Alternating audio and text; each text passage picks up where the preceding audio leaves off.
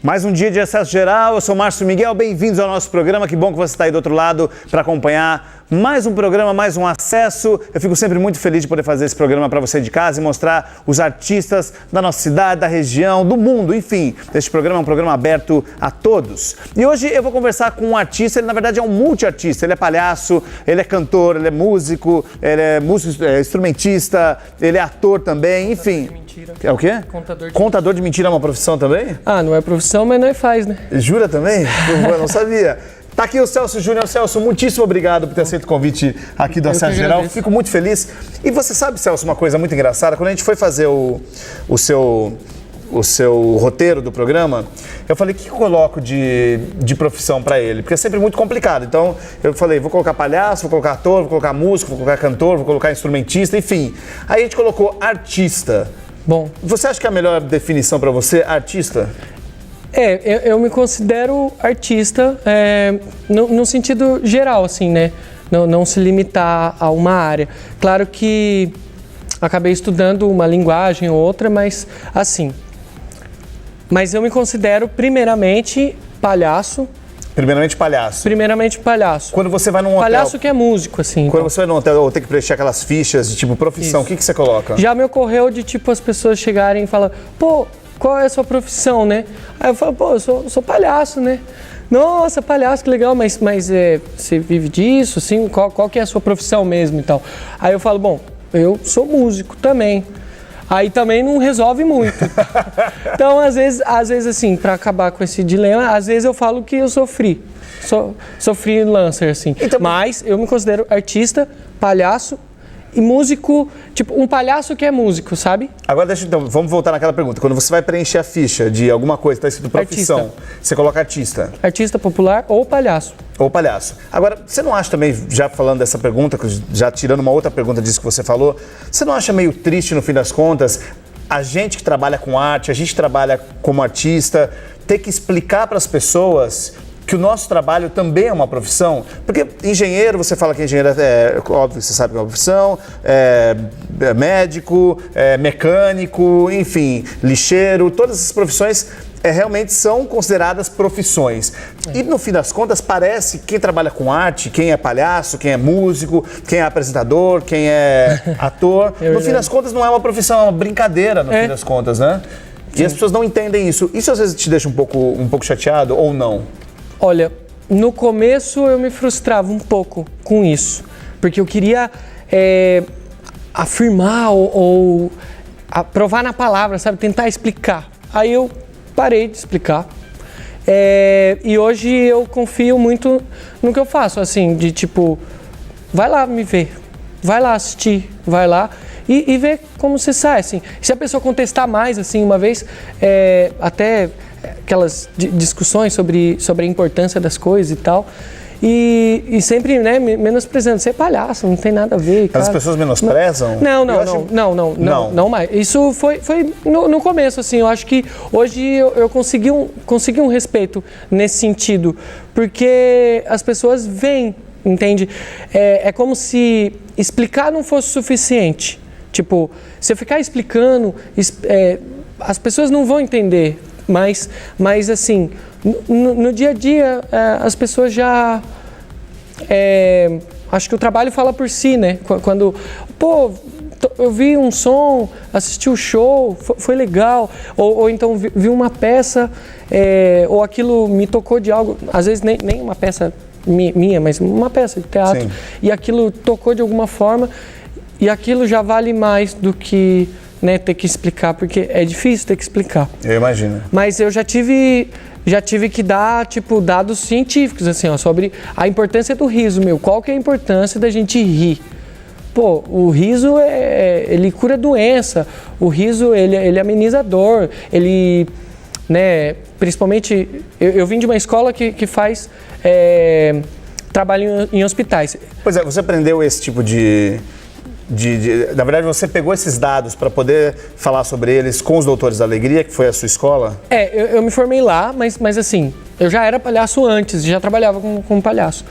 A escola foi uma ferramenta que só ela incrementou, me deu ferramentas para trabalhar. Tá. Mas eu não acho que é um diploma que vai, ou um nome que vai te garantir como artista ou como palhaço.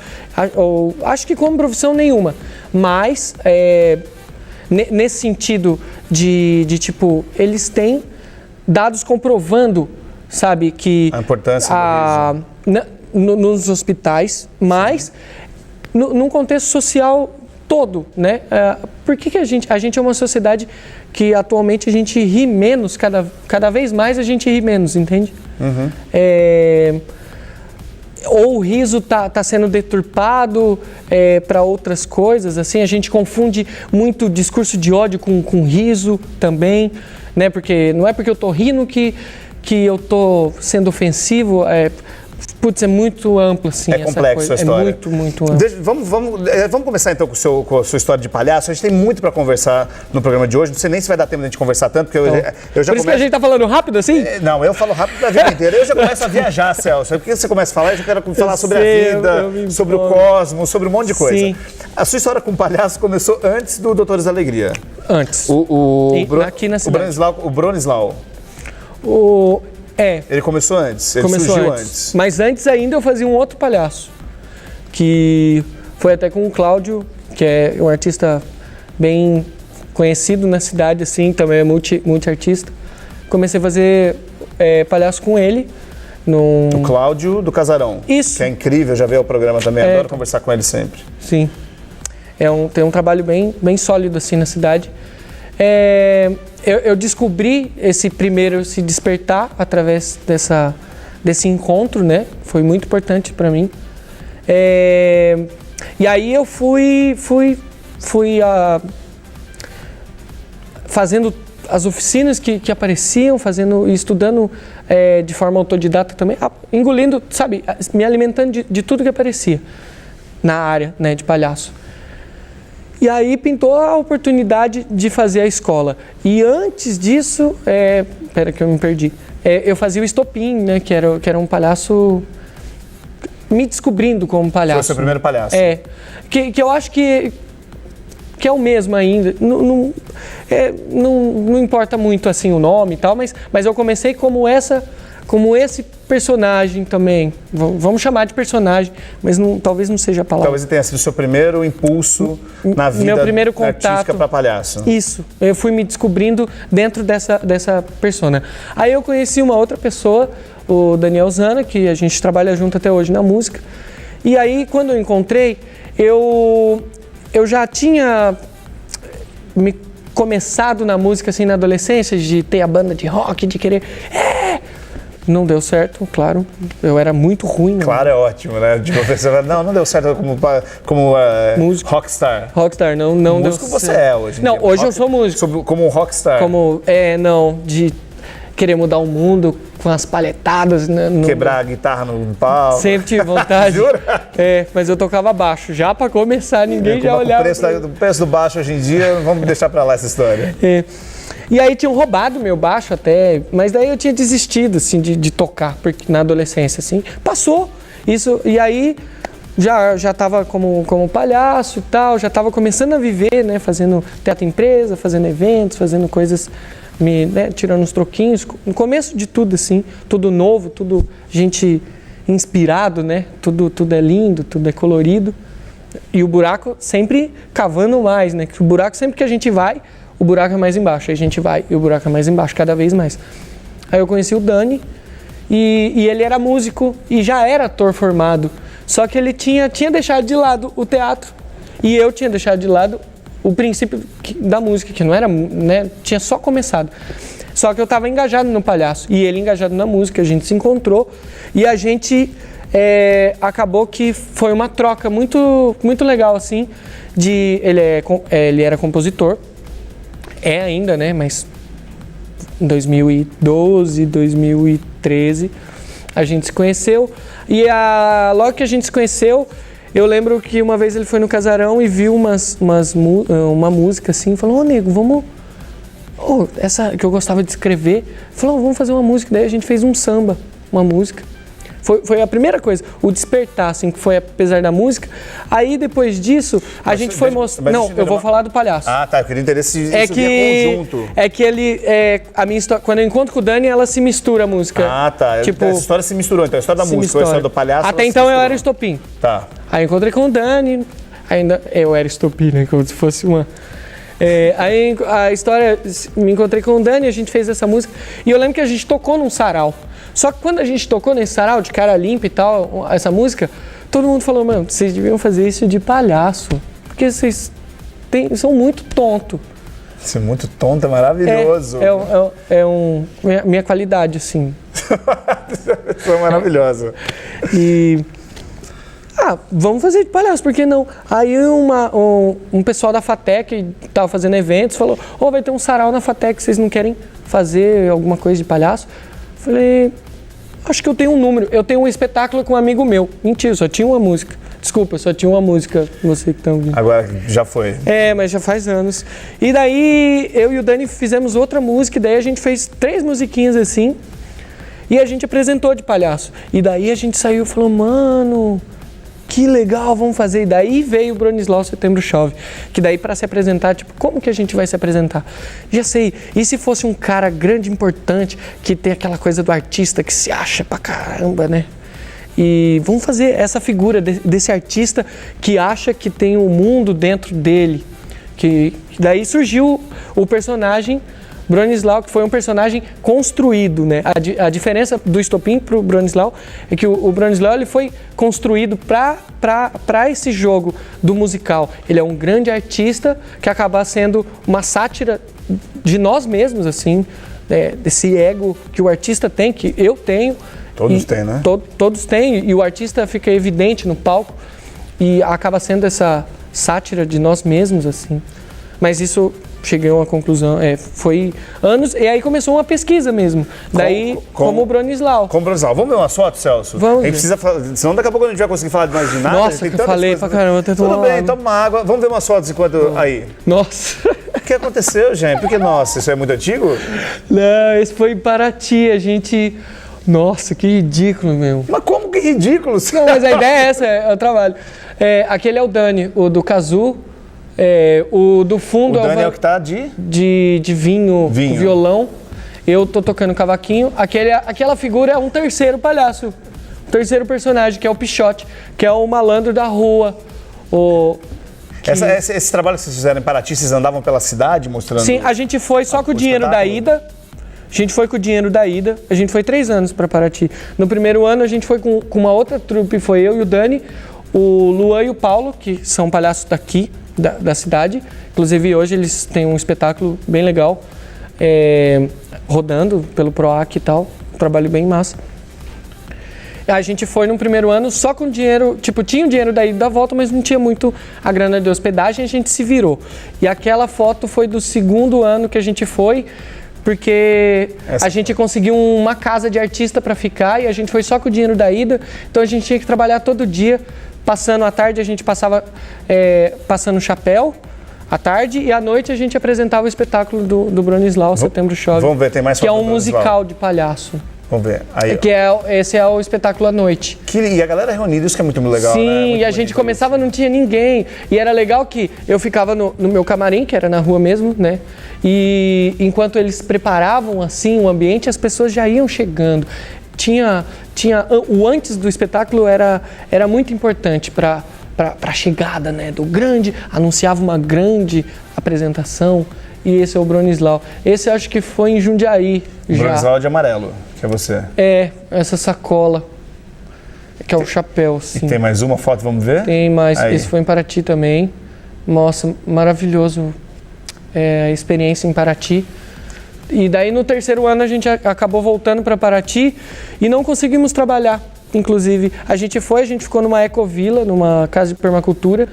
Eu me encantei pelo trabalho na casa, a gente começou a ajudar lá, que era uma casa que não tinha fogão a gás, não tinha geladeira, não tinha nada. Acabei me envolvendo com a casa. E aí acabou que a gente não trabalhou de palhaço, mas foi uma viagem que mudou muito o meu trabalho e a minha visão como artista até. Porque eu voltei, parei de comer carne, voltei revendo várias atitudes e e que hoje eu acho que me ajudam até como artista. Que ótimo isso. Só pra gente Mas não encerrar tem a ver com o Bronislau. Não, então só pra gente encerrar. O Bronislau come carne. Aí volta no personagem só pra comer uma picanhazinha, uma fraldinha. Deixa eu só, antes da gente encerrar essa parte do palhaço, que na verdade a gente não encerra, porque continua, né? Porque isso faz parte de você. Você é daquele tipo. Resuma, porque senão a gente não vai conseguir fazer o programa aqui.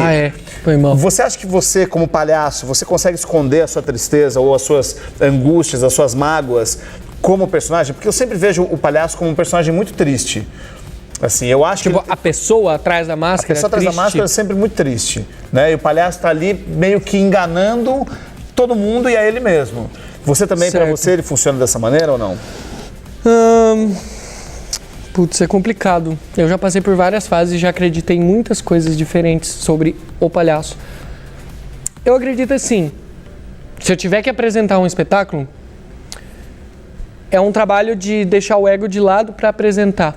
E tipo, às vezes, eu já fiz espetáculo em que eu estava completamente arrasado e destruído por dentro. E eu tive que entrar e as pessoas esperavam de mim algo. Às vezes você tem que deixar a sua vida de lado e se concentrar ali. Não porque é seu trabalho que você tem que bater cartão, mas porque é uma coisa que é muito importante. E dá tempo de contar uma história rapidinho? Conte. Uma vez eu tinha terminado um namoro e eu tinha pensado em desistir de fazer palhaço, porque foi minha primeira dupla de palhaço, foi com ela. E aí quando a gente terminou eu falei, não tem sentido, tudo que eu faço me lembrava. A mudança pro Bronislau, que era o estopim, né? Aí o Bronislau me ajudou nessa, porque eu mudei a roupa, mudei nome, mudei tudo e me ajudou. Mas daí teve um dia que eu saí na rua com todos os objetos que eu já tinha usado de palhaço em cena, saí com um saco e era o dia da poesia, eu lembro até hoje, nunca vou esquecer desse dia. E eu queria me livrar desse passado, porque eu queria continuar. Eu tava destruído por dentro, cara, eu tava morto quase por dentro, mas eu botei o nariz e eu falei, eu não vou me entregar. E aí eu fui oferecendo esses presentes, essas histórias, e contava a história de cada objeto que eu entregava. E aí eu vi que algumas pessoas simplesmente não se importam. Algumas pessoas pegavam uns objetos inúteis, às vezes, de cena, e eu cheguei a ouvir assim, eu não me importo com isso, isso daqui não é nada pra mim. E aí eu vi o quanto a gente também dá determinadas importâncias às coisas, que eu acho que o palhaço me ajudou a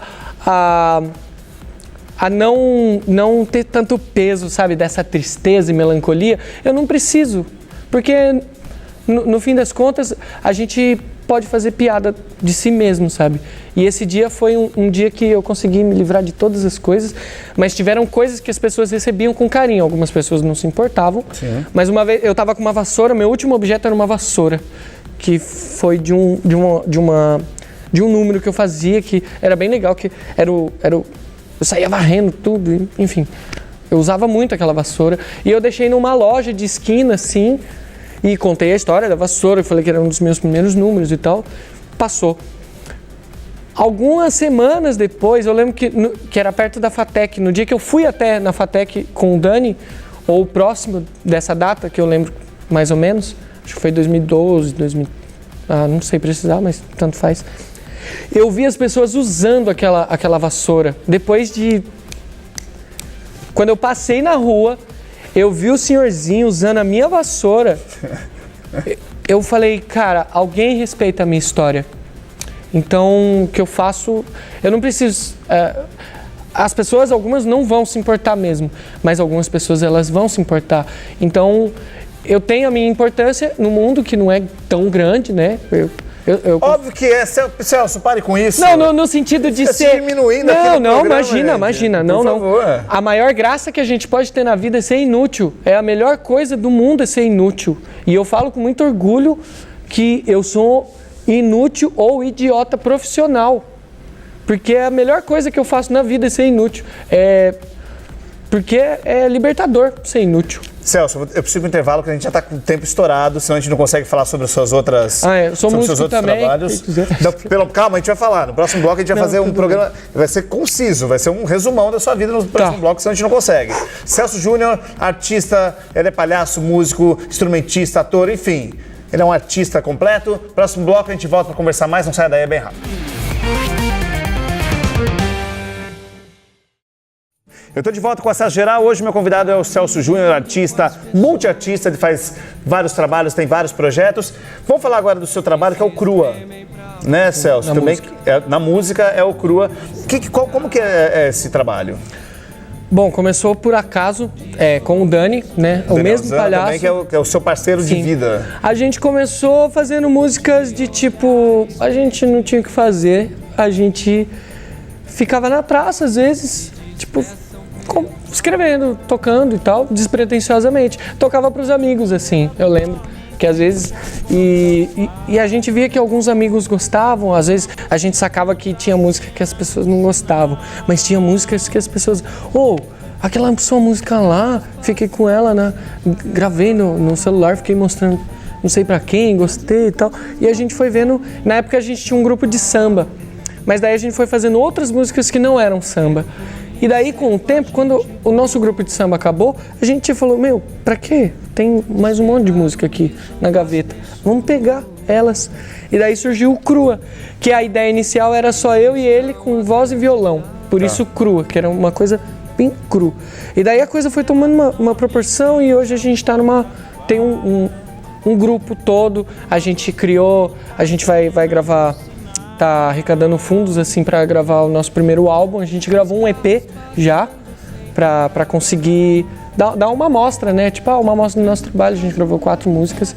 Conseguimos gravar um clipe com o Renato. Aí, Renato! E foi nosso primeiro clipe, assim, que teve uma repercussão até. Foi gravado em São Paulo esse clipe, né? Foi gravado em São Paulo, tiveram algumas cenas, alguns takes aqui em Jundiaí. E foi isso. Junto com o projeto do Crua, o Humilhação Nacional na verdade, um encontro ou é uma continuidade? Sim. É uma continuação? Eu ia falar uma continuidade, é uma continuação do Crua. Não tem nada a ver. Nada a ver. Nada mesmo. Mas também é uma roda de samba. É uma roda de samba que a gente faz lá em São Paulo, que eu morei lá 2 anos, morei no Bexiga. E, na verdade, esse nome Humilhação Nacional é o link do Facebook que a gente não conseguiu o link do nome original, então a gente colocou Humilhação Nacional. Porém, o nome do samba e da roda chama o Samba do 7-1, que é um samba que, desde aquela fatídico dia... a gente falou sobre minha habilidade de ser inútil, então a gente... aquela coisa de celebrar a derrota e não celebrar no sentido de querer perder, mas de usar a derrota como um processo de catarse emocional. E a gente se reúne uma vez por mês, fazemos esse samba, que é o samba da derrota. A primeira edição a gente só fez com um samba triste. Nossa, foi um samba desanimado. Aí a gente falou, não, sem samba triste. Não precisamos ser tristes na derrota. Vamos fazer um samba mesmo. E aí a gente toca vários sambas. E aí chega um momento que a gente tem um hino. A gente tem um hino do 7-1 que a gente toca. E depois do hino, a gente conta histórias de derrotas derrotas pessoais. Que massa! E aí vira... E é legal que você vê pessoas que nunca foram, daqui a pouco elas se soltam e estão contando alguma experiência de pequenas derrotas, desde perder o ônibus até grandes derrotas, assim. E é legal que no fim tá todo mundo rindo e acaba sendo um lance de não estamos sozinhos, a gente perde e tá todo mundo junto. E é na derrota que a gente cresce sempre, né? Sim. Não tem jeito. Vamos ver umas fotos do Humilhação Nacional, que também eu quero ver essa roda de samba. É um encontro, então, de artistas, na verdade, para falar sobre as derrotas. Isso que eu achei super interessante esse tema, gente. Sim. E é sempre na rua, ou num bar, ou num espaço? Sempre na rua. Celso, vamos falar rapidamente para a gente encerrar o programa. Você vai encerrar tocando o hino do 7-1 pra gente. Eu só quero saber do seu trabalho no Barra Vento. Falar rapidinho dele. O Variedade Cultural é um novo grupo de teatro que a gente tá se juntando nas artes circense. Eu tô como palhaço, mas a gente vai montar um novo espetáculo agora, está em processo de criação. Mas o último, que é o Variedade Cultural, é uma espécie de variedades. Começou como um sarau, e aí a gente se reuniu e falou, isso é mais que um sarau, a gente tem uma diversidade grande de artistas. Vamos botar para frente esse espetáculo. E daí o Barra Vento assumiu a produção e cedeu o espaço de parceria, sim. A gente ensaia lá, pesquisa lá. E a gente agora está num processo de itinerâncias também, de apresentar em outros espaços. Esse espetáculo que já está pronto, que chama Varieté Cultural. É um espetáculo de variedades, tem música, dança e é apresentado por um cara chamado Bronislau Setembro Chove. Ele apresenta os números e aí vão acontecendo coisas. Não tem uma narrativa por enquanto, porque ele surgiu de uma necessidade individual de cada um, então são solos. E aí o projeto, a próxima construção é ao contrário. A gente quer construir algo a partir do coletivo, né? Que fazer o processo inverso. E tá bem legal. Fizemos 3 edições, edições mensais. Eu tô gostando muito, tô muito feliz. E é isso. Que bom, as meninas vieram aqui falar do Varieté, foi muito legal. O Espaço Barra Vento fica indo para Colônia, na Ponte São João, ali na Joaquim Nabuco, eu não sei o número. Muito bom. Celso, você encerra o programa tocando pra gente? Toco. Muitíssimo obrigado pelo papo. Eu ficaria horas conversando com você aqui, porque tem muito assunto, gente. Não, tem outros trabalhos também que eu não falei, mas não dá nem tempo. Se juntar um Celso e eu aqui, são 3, 4 dias falando sem parar. Aí não tem quem aguente. Quem dormir primeiro é que acabou o papo. Eu não durmo. Você não dorme? Faz 36 horas que eu tô sem dormir. Como é que... Não, tô brincando. Pelo amor de Deus, gente. Aí eu já fiquei parado. Não. Celso, obrigado. Sucesso pra você. Que você continue sendo inútil nessa profissão tão difícil que é a Não de é fácil ser inútil, né? Não é fácil ser inútil, não é fácil ser artista também. Né? Não. Obrigado e você encerrar pra gente tocando o hino do 7-1. É o hino do 7-1. Valeu. Obrigado. Você de casa, a gente volta no próximo programa. Beijo pra vocês. Tchau. Aquele ali sou eu, né? Fico nervoso eu vou olhar pra lá, porque eu não posso me ver, não.